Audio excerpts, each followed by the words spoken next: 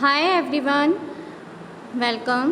Today we will do class 8 science chapter 5 coal and petroleum question answers and book exercise. So let's we start question answers. Question number first, what are the advantages of using CNG and LPG as a fuel? CNG और LPG को as a fuel use करने के क्या क्या फ़ायदे हैं, क्या क्या एडवांटेज हैं? Answer, the advantage of using compressed natural gas CNG and liquefied petroleum gas LPG as a fuel are first, यहाँ पर एडवांटेज बताए जा रहे हैं. कंप्रेस्ड नेचुरल गैस CNG की फुल फॉर्म होती है compressed natural gas and LPG की फुल फॉर्म होती है लिक्विफाइड पेट्रोलियम गैस. ये दोनों ही फुल फॉर्म आपके एग्ज़ाम में MCQ एज अ फ्लब पूछी जाती हैं. So there are advantage, they can be burned directly, इनको हम डायरेक्टली बर्न कर सकते हैं. मीन्स हमें किसी भी प्रोसेसिंग की ज़रूरत नहीं होती है, इनको हम directly as a fuel use कर सकते हैं. Second, they can be transported easily through pipelines, और इनको हम ईजीली पाइपलाइंस के थ्रू ट्रांसपोर्ट कर सकते हैं, एक जगह से दूसरी जगह पहुंचा सकते हैं. Third, they are clean fuels and do not give smoke when burn, और ये क्लीन फ्यूल्स होते हैं क्योंकि जब इनको हम बर्न करते हैं तो इनमें से स्मोक नहीं निकलता है, इसलिए कोई भी इनमें से पॉल्यूटेंट सब्सटेंस रिलीज़ नहीं होते हैं, इसलिए इन्हें क्लीन फ्यूल कहा जाता है. Next, they give a lot of heat energy when burned, और ये हमें बहुत ही lot of heat energy provide करते हैं. जब भी इनको हम बर्न करते हैं तो हमें लॉट ऑफ हीट एनर्जी मिलती है. Next, question number 2, name the petroleum product used for surfacing of roads. यहाँ पर हमें एक ऐसे पेट्रोलियम प्रोडक्ट का नाम बताना है जिसका यूज़ हम रोड्स की सरफेसिंग करने में करते हैं. So answer is bitumen. A petroleum product is used for surface road. Bitumen एक पेट्रोलियम प्रोडक्ट होता है जिसको हम पेट्रोलियम से ऑब्टेन करते हैं, इसका यूज़ हम रोड्स की सरफेसिंग करने में करते हैं. Next, question number 3, describe how coal is formed from the dead vegetation. What is this process called? इस क्वेश्चन नंबर 3 में हमें डिस्क्राइब करना है कि डेड वेजिटेशन से कोल कैसे फॉर्म्ड होता है, कैसे बनता है और इसके प्रोसेस को क्या कहते हैं. So answer is, millions of years ago dense forests got buried under the soil due to natural processes like storms, floods and earthquake. Million years ago, करोड़ों साल पहले बहुत डेंस फॉरेस्ट थे जो हम ड्यू टू नेचुरल प्रोसेस, मतलब हमारे जो नेचुरल प्रोसेस होते हैं like storms, flood and earthquake, इन प्रोसेस के थ्रू वो सॉइल में बरीड हो गए, दब गए सॉइल में. These got compressed as more soil got deposit over them, और जैसे जैसे उनके ऊपर सॉइल की लेयर आती चली गई वो और कंप्रेस्ड होते चले गए. When they got buried deep in the soil they were expose to very high pressure and temperature, और जब वो सॉइल में बहुत नीचे तक बरीड हो गए, बहुत डीप तक बरीड हो गए, तो धीरे धीरे हाई प्रेशर और हाई टेम्परेचर उनके ऊपर अप्लाई होने लग गया. हाई टेम्परेचर और हाई प्रेशर अप्लाई होने लगा.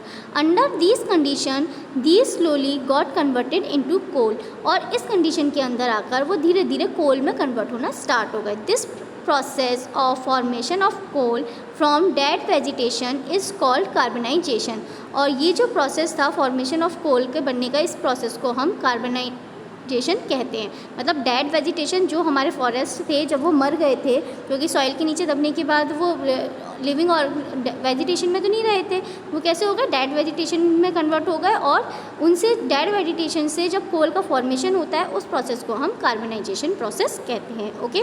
Next, question number 4, filling the blanks. A, fossil fuels are dash dash and dash.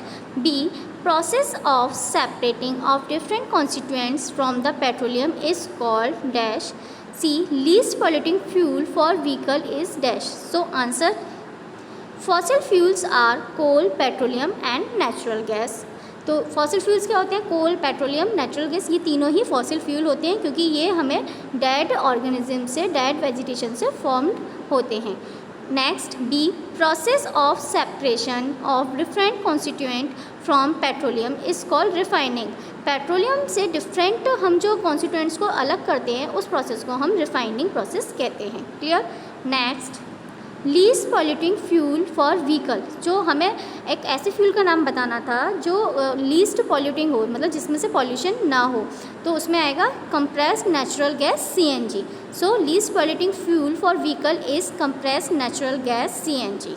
Next question number 5, tick true false against the following statement. हमें true false यहाँ पर बताने हैं। ये जो कुछ स्टेटमेंट गिवन है, like fossil fuels can be made in the laboratory, CNG is more polluting fuel than petrol, C coke is almost pure form of carbon, D coal tar is a mixture of various substances. So here next, kerosene is not a fossil fuel. Here answers, fossil fuels can be made in laboratory. False, fossil fuels laboratory में made नहीं होते। fossil fuels को बनने में million years लग जाते हैं। clear? CNG is more polluting fuel than petrol. No, false, क्योंकि CNG हमारा एक clean fuel होता है। next third, Coke is almost pure form of carbon. Yes, Coke जो होती है वो कार्बन की सबसे प्योर फॉर्म होती है। Next, coal tar is a mixture of various substances. Coal tar जो होता है वो वेरियस सब्सटेंसेस का मिक्सचर होता है। ट्रू, बिकॉज उसमें 200 सब्सटेंसेस होते हैं जिनको हम अलग कर कर उनसे वेरियस अदर डिफरेंट प्रोडक्ट्स तैयार किए जाते हैं। And fifth, kerosene is not a fossil fuel. Kerosene fossil fuel नहीं है। फॉल्स, बिकॉज कैरोसिन भी पेट्रोलियम से ऑब्टेन किया जाता है, इसलिए कैरोसिन भी फॉसिल फ्यूल है। Okay, next question number 6, explain why fossil fuels are exhaustible natural resources. कि फॉसिल फ्यूल जो है वो हमारे एग्जॉस्टेबल नेचुरल रिसोर्सेज क्यों हैं। एग्जॉस्टेबल नेचुरल रिसोर्सेज जो एक लिमिटेड क्वांटिटी में प्रेजेंट हो, ऐसे resources. Answer, fossil fuels require millions of years to form from the dead vegetation and animals that get buried deep inside the earth. जो fossil fuels होते हैं उनके formation में मिलियन ईयर्स लग जाते हैं, क्योंकि ये डेड वेजिटेशन और एनिमल्स से फॉर्म्ड होते हैं जो deep inside the earth buried हो चुके होते हैं, जो हमारी अर्थ के काफ़ी नीचे जो दब चुके होते हैं, जो भी डेड वेजिटेशन और एनिमल्स होते हैं उनसे मिलियन ईयर्स में ये फॉसिल फ्यूल्स फॉर्म्ड होते हैं। They require high temperature and pressure for their formation, और इनके फॉर्मेशन के लिए हाई टेम्परेचर और हाई प्रेशर की रिक्वायरमेंट होती है, which can not be provided in the laboratory, जिसको हम लेबोरेटरी में प्रोवाइड नहीं कर सकते हैं। दस, फॉसिल्स आर लिमिटेड, इसलिए जो फॉसिल्स होते हैं हमारे वो एक लिमिटेड हैं। Therefore the use of fossil fuels at this rate will lead to their extortion. तो इस तरह से अगर हम इनका यूज़ इसी तरह से इसी रेट पर करते रहे तो ये जल्दी ही क्या हो जाएंगे, ख़त्म हो जाएंगे, समाप्त हो जाएंगे। So fossil fuels are called exhaustible fossil fuels. Clear? Next question number 7, describe characteristics and uses of coke. यहाँ पर हमें कोक के यूजेस के बारे में बताना है। Answer, characteristics of coke, first tough, second porous, third black in colour. जो कोक होती है वो टफ़ होती है, मतलब काफ़ी हार्ड होती है। पोरस मीन्स जिसमें होल्स प्रेजेंट होते हैं, एंड ब्लैक कलर की होती है। Next, use of Coke, Coke के यूजेस क्या हैं। इन मैन्युफैक्चर ऑफ स्टील, कोक का यूज़ स्टील के मैन्युफैक्चर में किया जाता है। And second, in the extraction of metals, और मेटल्स के एक्सट्रैक्शन में किया जाता है। मेटल्स को जब हम प्योर फॉर्म में एक्सट्रैक्ट करते हैं, जब निकालते हैं उनको, उसमें भी कोक का यूज़ किया जाता है। Next question number 8, explain the process of formation of petroleum. Answer, petroleum was formed from dead organisms that got buried in the sea millions of years ago. These dead bodies got covered with layer of sand and clay. Lack of air and high temperature and high pressure transformed these dead organisms into petroleum and natural gas. यहाँ पर हमें petroleum की formation को explain करना था, तो answer है petroleum जो होता है वो डेड ऑर्गेनिज्म से फॉर्म्ड होता है। जो डेड ऑर्गेनिजम्स होते हैं वो सी में बरीड हो जाते हैं मिलियन ईयर्स ऑफ अगो, जो बरीड हो गए थे, मतलब करोड़ों साल पहले जो ऑर्गेनिज्म थे, सी ऑर्गेनिजम्स, वो सी के बॉटम में बरीड हो गए थे। These dead bodies got converted covered with the layer of sand and clay, और ये जो उनकी डेड बॉडीज़ होती हैं वो सैंड और क्ले की लेयर से कवर्ड हो जाती हैं। और लैक ऑफ एयर, मतलब एयर के एब्सेंस में, और high temperature and high pressure में, these dead organism transformed into petroleum and natural gas. और ये जो ऑर्गेनिजम्स होते हैं ये एयर की एब्सेंस में और हाई टेम्परेचर और हाई प्रेशर में ये डेड ऑर्गेनिज्म पेट्रोलियम और नेचुरल गैस में ट्रांसफॉर्म्ड हो जाते हैं, कन्वर्ट हो जाते हैं। Okay, so this is the process of formation of petroleum. Next, question number 9, The following table shows the total power storage in India from 1991-1997. Show the data in the form of graph. Plot shortage percentage for the years on the y-axis and the year on the x-axis. देखिए इस table में हमें इस shortage of हमें total power shortage दिखाया गया है 1991 से लेकर 1997 तक. यहाँ पर हमें डेटा गिवन है, जिस डेटा को हमें ग्राफ पेपर पे प्लॉट करना है. यहाँ पर हमें ईयर्स को वाई एक्सिस पे लिखना है और जो सेकेंड ईयर है उसको एक्स एक्सिस पे लिखना है. Okay, so here in the given figure SR number year shortage. तो देखिए फर्स्ट ईयर में 7.9, सेकेंड में 92 में 7.8, 93 में 8.3, 94 में 7.4, 95 में 7.1 एंड 96 में 9.2 और 97 में 11.5. Here answer in the graph.